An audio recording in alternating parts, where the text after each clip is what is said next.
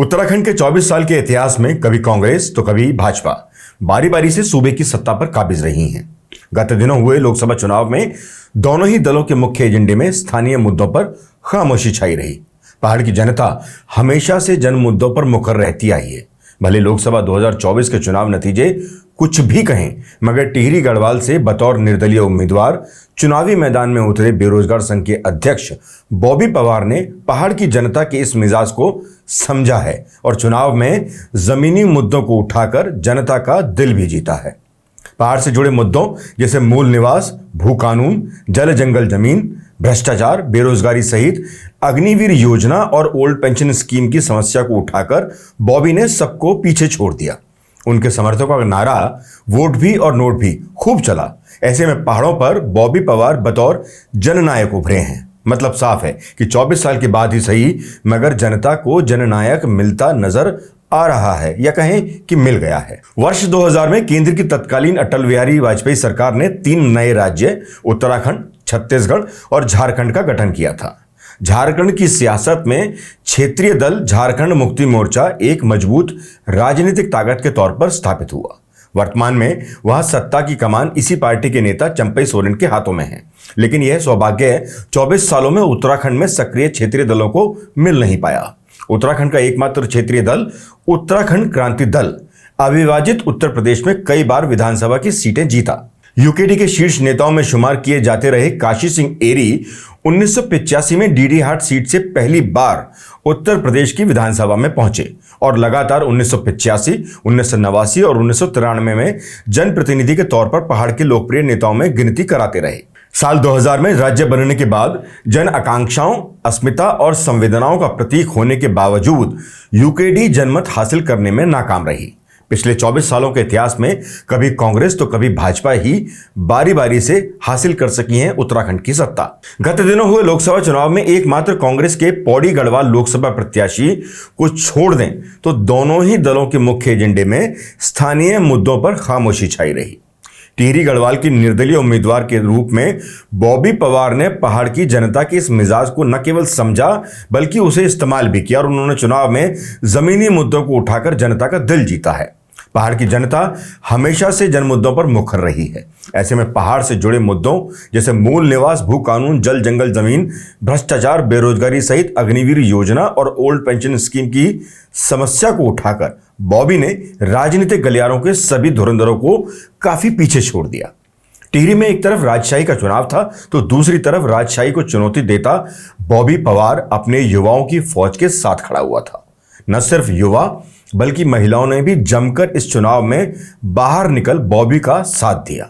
पिछले कई वर्षों से बॉबी पवार अपने साथियों राम कंडवाल, सुरेश सिंह के साथ बेरोजगारों की आवाज बन समय समय पर आंदोलन में युवाओं का नेतृत्व करते आए हैं।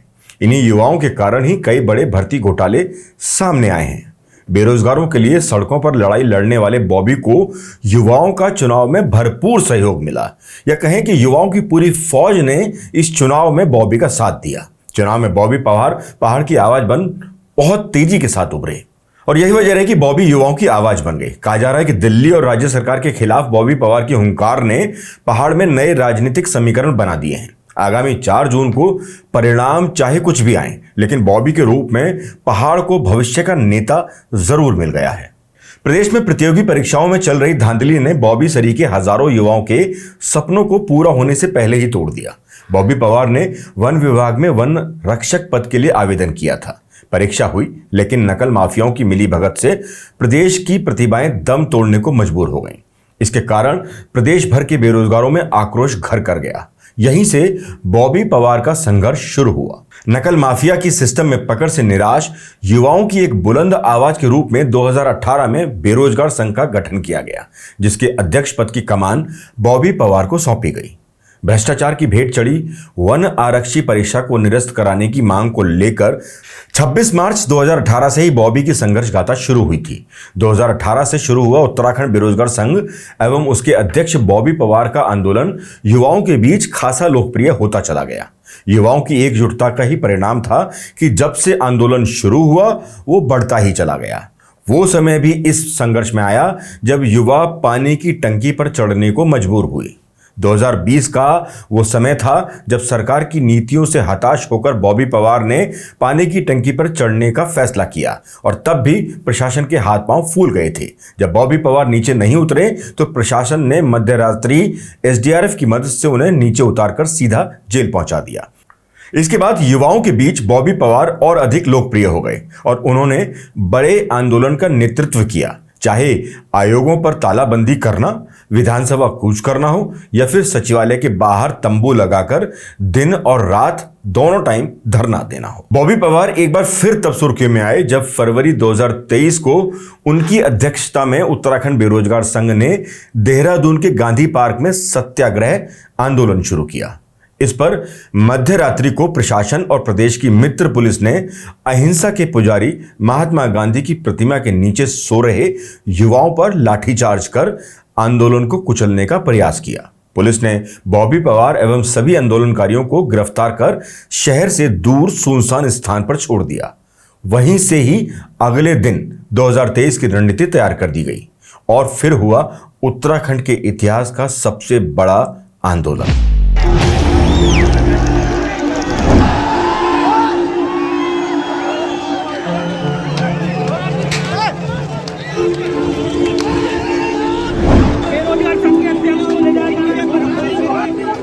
बेरोजगार युवाओं और छात्राओं के साथ हुई बदसलूकी और लाठीचार्ज के वीडियो वायरल होने के बाद अगले दिन से ही गांधी पार्क के सम्मुख आक्रोशित युवाओं का हुजूम उमड़ने लगा।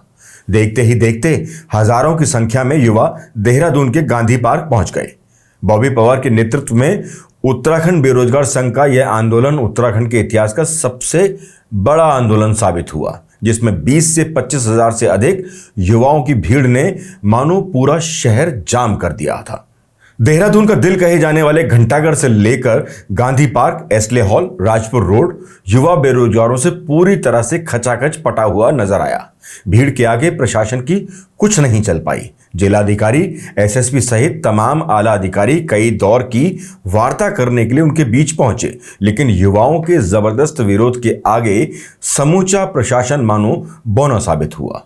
आंदोलनरत युवा धांधली की भेंट चढ़ी पटवारी परीक्षा निरस्त कराने की सीबीआई जांच की मांग कर रहे थे और मुख्यमंत्री पुष्कर सिंह धामी के इस्तीफे की भी मांग पर लगातार वो अड़े हुए थे। युवाओं का आक्रोश लगातार बढ़ता देख प्रशासन ने एक बार फिर से बर्बरता दोहरा दी।